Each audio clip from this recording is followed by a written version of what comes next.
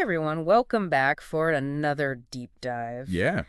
Today we're going to be looking at women's leadership pathways in Southeast Asian higher ed. Okay. And we're going to kind of be going beyond, the general trends you might hear about, Oh, like just more women students automatically means more women leaders. yeah. It's not quite that simple. No, not at all. So we're really trying to understand the individual journeys here Right. and This sort of, why like just a one-size-fits-all solution isn't going to cut it. you've hit on a really key point right there. The importance of context. Yeah, We're talking about 11 different countries in Southeast Asia, right. each with its own unique cultural, historical influences that impact women's leadership pathways. So no easy answers then? Not really. No. No. Even CMEO Raised. Oh gosh, what is that acronym? Yeah, it's a mouthful. It's the Southeast Asian Ministers of Education Organization, Regional Center for Higher Education and Development. Oh my goodness. But basically what they do is they work on higher education issues across Southeast Asia. Yeah. And even they acknowledge that there isn't one clear pattern for women rising to leadership positions in these universities. Interesting. And actually, one of the biggest challenges they highlight is just the lack of research on this very topic. So we're kind of starting from scratch here almost. In a way, yeah. It's a field that's ripe for exploration. Okay, so if we're trying to understand how to support women in leadership, where do we even begin if there's like no roadmap? Well, that's where CMEO Right is taking this really interesting approach. Okay.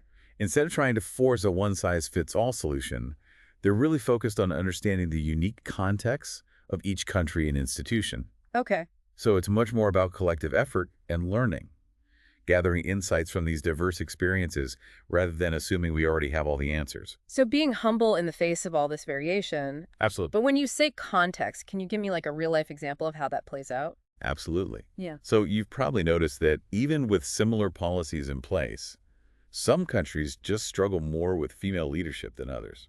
Yeah, I mean, that's true around the world, right? Exactly. And Yeah. it's because those deeply ingrained cultural expectations can create these invisible barriers.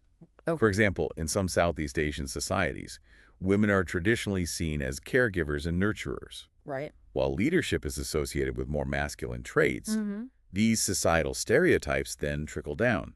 They influence perceptions within universities and even discourage women from pursuing certain fields of study. Wow. So even if a university wants to promote women, they're kind of battling against these larger societal forces. It's like a cascading effect almost. It makes you wonder, what role does policy actually play in? That's a great question. Can it even make a difference? Yeah. Well, the impact of policy isn't always straightforward. Take Laos, for example. Okay. They committed to having 35% of women in high-level leadership positions. That's pretty ambitious. It was a bold move. But guess what? It worked. Yeah. Their first acting female university president was a direct result of that policy push. Wow. But then you have a place like Singapore. Yeah, much more economically developed. Right. A strong economy. Yeah. And they only saw their first female university president in 2019. So policy can help, but it's not the whole story. Right. There's something else going on beneath the surface. These deeper cultural currents. Exactly. And that's why understanding those nuances of context is so crucial. So how do we uncover those layers of complexity? Well, that's where data comes in. Okay. And this is where the collaboration between the British Council and CMEO IGNAD gets really exciting. Okay, tell me more. So they've teamed up on this project specifically designed to strengthen women's leadership and promote diversity and inclusion in Southeast Asian universities. Okay. And a huge part of that is filling that research gap we've been talking about. So going beyond those like broad enrollment numbers, It's actually so. digging into the stories. Yeah, they're working on standardizing data collection across the different countries, which is a massive undertaking. I bet. Because right now, even the international sources we do have, they mainly track enrollment numbers, not actual leadership positions. Right. So it's like we're only seeing part of the picture, It's like trying to understand a forest by only counting the trees. but never actually looking at the whole ecosystem. Exactly. So they're trying to paint a more complete picture of what's happening. Right. They want to understand, for example, how many women are in senior faculty positions, Okay. how many are on leadership boards, what specific barriers they face, what kinds of support systems are in place, that level of detail. Creating a whole new set of data points almost. It's a huge challenge, Yeah. but the insights they gain will be so valuable. Yeah. They'll be able to track progress, identify trends, and understand those nuances of each country's situation in a way that's never been done before. This all sounds incredibly promising, Yeah. but are there any early insights that have emerged from this data deep dive? One of the most striking things they found is this phenomenon called the leaky pipeline. Okay, I've heard of that. So imagine a pipeline carrying talented women towards leadership roles. Okay. Now imagine holes appearing along the way at the PhD level, then when applying for professorships. So they're making it into the system, but not necessarily through to those top positions? Exactly. And that's where the focus shifts from simply getting women enrolled to understanding what happens after they walk through the university doors. Okay, so let's unpack this leaky pipeline a little bit. Sure. Where are those holes appearing and what's causing the leaks? Well, what are the key areas where we see this gap widening is at those higher degree levels, masters and PhDs, Okay. and then again when it comes to applying for those senior academic roles like professorships. Yeah, those are big transitions. They are. Take Malaysia, for example. 54% of educators in their higher education institutions are women. That's more than half. Right. But when you look at the professor level, only 38% are women. Oh. So there's a significant drop-off somewhere along the way. And to make things even more puzzling, a decade ago, Malaysia actually had more female vice chancellors than they do now. Right. So it's not even a linear progression. Yeah, it's ebbs and flows that we need to understand better. Exactly. And that's what this research is all about, bringing those nuances to light so we can create targeted, effective solutions. So moving away from those simplistic narratives and really embracing the complexity. Absolutely. And that's a huge step in the right direction. This has been so eye-opening already. Yes. We've gone from, broad trends to these intricate details of individual journeys and the power of data-driven insights. Yeah, it's fascinating stuff. But I'm curious how this research translates into action. What are the practical implications of all of this? Well, that's a great question. Yeah. And one that deserves a deep dive of its own. Okay. So let's take a quick pause to gather our thoughts, and when we come back, we'll explore how this research is actually being used to support and empower women leaders in Southeast Asian universities. Sounds good. Yeah. I'm excited to learn more. Okay, so we're back and ready to really dig into how this research is being used to make a real difference in the lives of women leaders Absolutely. in Southeast Asia. Yeah. I'm particularly interested in how we bridge that gap between gathering data and actually empowering individuals. Yeah, that's the crucial connection to make, right? Yeah. It's one thing to understand the trends and the challenges, Right. but it's another thing entirely to translate that knowledge into tangible support for women. So where do we even start? What are some of the key takeaways from the research that we can put into practice? Well, one of the most powerful strategies that keeps coming up is mentorship. Oh, yeah. Mentorship. You see, a lot of these individual journeys Mm-hmm. are shaped not just by ambition, but by the support systems, or lack thereof, that women encounter along the way. Right. And having access to mentors and role models who have navigated similar paths can be absolutely game-changing. It's like having a guide through uncharted territory. Someone who can help you anticipate the obstacles, navigate the challenges, and see possibilities that you might not have even considered. Absolutely. And it's not just about practical advice either. Right. It's about that feeling of being seen, heard, and understood. Right. It's about having someone who believes in your potential, Yeah. even when you might doubt yourself. Because sometimes the biggest barrier isn't even the system itself, right? It's those internal doubts Oh, yeah, absolutely. and insecurities that can hold women back. Yeah, that glass ceiling effect. Not just in the structures around us, but also within our own minds. Yeah, that's a really insightful point. And mentorship can be such a powerful tool to break through those internal barriers as well. How so? Well, it's about challenging those limiting beliefs and helping women recognize their own leadership capabilities. So it's about empowering women from the inside out, Exactly. giving them the confidence and support they need to reach their full potential. But how do we actually make those mentorship connections happen? Are we talking formal programs, or is it more organic than that? It can be both. Okay. Formal mentorship programs within universities are fantastic, especially in fields where women might be underrepresented. Right. But those informal connections through networks and peer support groups, those are equally valuable. Yeah. It's about creating those spaces where women can connect with each other, share their experiences, Exactly. and learn from one another's journeys. It's about fostering that sense of community and collective support. And that goes beyond just mentorship, right? Absolutely. What about leadership training? Oh, that's another key area highlighted by the research. Okay. It's about equipping women with the skills and knowledge they need to thrive in leadership roles. So navigating those complex decision-making processes, developing their communication and negotiation skills, learning how to build and lead high-performing teams. All of that. Yeah. Having a mentor is one thing, but you also need that toolkit of practical skills to actually put into practice. Right. So it's kind of two sides of the same coin. Exactly. And this training shouldn't be limited to those traditional management skills either. Okay. What else? It's also about developing those softer skills, like confidence resilience, Yeah. the ability to advocate for themselves and their ideas. Because sometimes it's not just about having the expertise, it's about feeling empowered to use it. Absolutely. It's about owning your expertise and leading with authenticity. I love that. Now, alongside mentorship and leadership training, is there another crucial piece of the puzzle? There is, yeah, Okay, what's the missing piece? work-life balance. Oh, yeah, that's a big one. You see, one of the major leaks in that pipeline we talked about earlier happens when women are trying to juggle demanding careers with family responsibilities. And let's be honest, those caregiving duties often fall disproportionately on women's shoulders. They do. It's a reality we have to acknowledge. Yeah, and that can make it incredibly challenging to climb that leadership ladder, Yeah. especially in academia, where the pressure to publish and secure grants and be constantly on. It can be relentless. It feels like you're always playing catch up. Exactly. Yeah. So if universities are serious about supporting women in leadership, they need to create structures and policies that acknowledge those realities. Things like flexible work arrangements, Yeah. on-site childcare. Generous parental leave policies, all of that. It's about recognizing that women are whole people, not just academics. Exactly. They have lives and responsibilities outside of work. Right.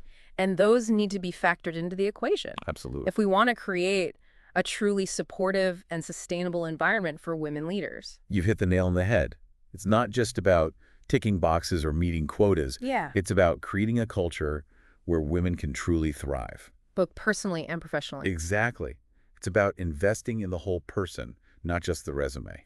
And it's important to emphasize that this isn't just about doing what's fair, right? Right. It's about recognizing the immense value that women bring to leadership roles, Absolutely. their unique perspectives, experiences, leadership styles.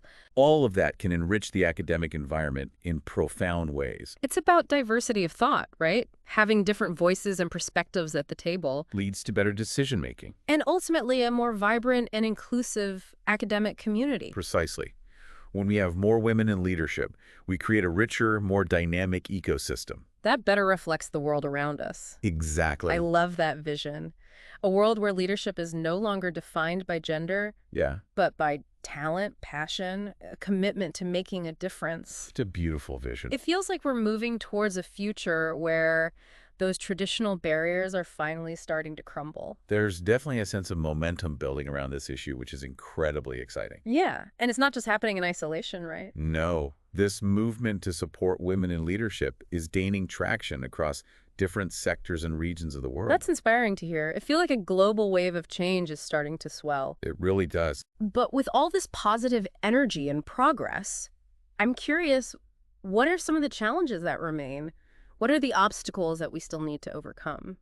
That's a great question, and one that we'll explore more depth in the final part of our deep dive. Okay. Because while there's certainly reason for optimism, there are also some persistent challenges that require our attention and our continued efforts. All right, so we've laid the groundwork, explored the research, talked about some of the practical solutions.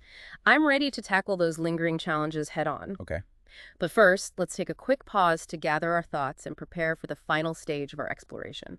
That's good. We'll be right back to delve into those remaining obstacles and discuss how we can collectively work towards a more equitable and inclusive future for women leaders in Southeast Asian higher education. Okay, so we're back for the final part of our deep dive into women's leadership pathways in Southeast Asian universities.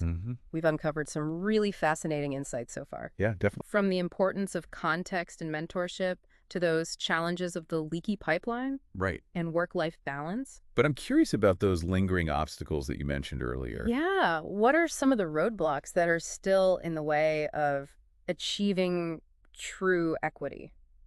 Well, one of the biggest challenges is that we often talk about these issues in like broad strokes, Right. but the solutions need to be highly localized.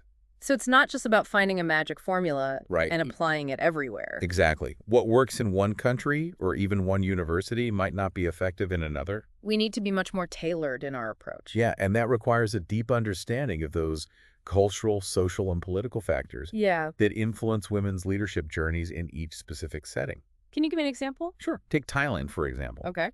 They have a relatively high proportion of women in academia, Okay. but they face unique challenges related to hierarchical structures and a strong emphasis on seniority.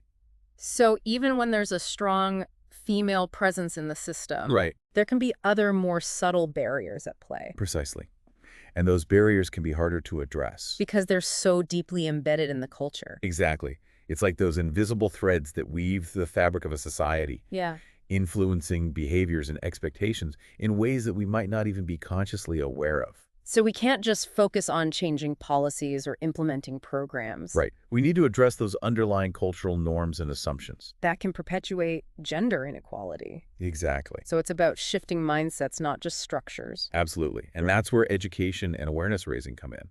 Okay. We need to start early, teaching young people about gender equality, Yeah. challenging those stereotypes that are often ingrained from a young age. Planting those seeds of change. Exactly. And it's not just about formal education in schools. No, it's also about the messages we send in our families, Mm-hmm. our communities, through the media. It's about creating a culture that values and celebrates diversity. Yes. Making inclusivity the norm, not the exception. And that requires ongoing dialogue, critical reflection, a willingness to challenge our own biases and assumptions. It's a process, not an endpoint. It sounds like we're talking about a fundamental shift in how we even think about leadership. Right. It's not just about getting more women into positions of power. It's about redefining what leadership looks like and how it's exercised. That's a great point. Oh. And it brings us to another crucial aspect of this conversation, Which is, the role of men in this movement. oh yeah, absolutely. We can't achieve true gender equality without men being active allies and advocates. This isn't just a women's issue. Right. It's a human issue. It affects us all. We need men to step up, speak out, challenge those harmful norms and behaviors Absolutely. that perpetuate gender inequality. Yeah. We need them to be role models for their sons, Mentors for their daughters. partners in creating a more equitable and just society. Because everyone benefits from a world where everyone has the opportunity to reach their full potential. Regardless of gender. It's about creating a society that's richer, more dynamic, Yeah. and ultimately more just. I couldn't agree more. And while there's still work to be done, I'm incredibly encouraged by the progress that's being made Yeah, me too. and the growing awareness of these issues. It feels like we're at a tipping point, It does. a moment where real change is possible. I think so. That's what I'm taking away from this deep dive. Yeah. It's a sense of hope and possibility. Me too. We've explored the complexities, the challenges, the potential solutions. And now it's up to each of us to take that knowledge Yeah. and turn it into action. It's about taking this global conversation and making it local Finding those entry points for change. in our own communities and spheres of influence. Exactly. So as we wrap up this episode, Yeah. let's leave our listeners with a final thought-provoking question to ponder. Okay. If you were designing a program to support women's leadership in your own university or community, Yeah. what specific challenges in your region would you need to address? That's a great question to reflect on. Because ultimately, the solutions are going to emerge from those who are closest to the challenges. Those who understand the nuances of their own context. It's about empowering individuals to be agents of change in their own communities. Absolutely. And I have no doubt that our listeners are up to the challenge. Me neither.